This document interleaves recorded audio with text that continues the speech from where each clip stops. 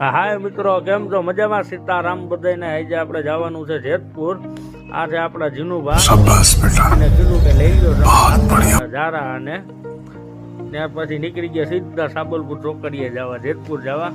જેતપુર ભોગીને આપણે તો પેલું જ કામ ચાલુ કર્યું, ગાંઠિયા બનાવવાના હતા. મેથી જારાના ગાંઠિયા બનાવવાનું. જેનો મન કે કિશનભાઈ થઈ જાય, હું તો ટ્રાય કરી ભાઈ, થાય તો ઠીક છે, બાકી આપણે બેને ભાગવાનું, જારા મારવાના ખંભે.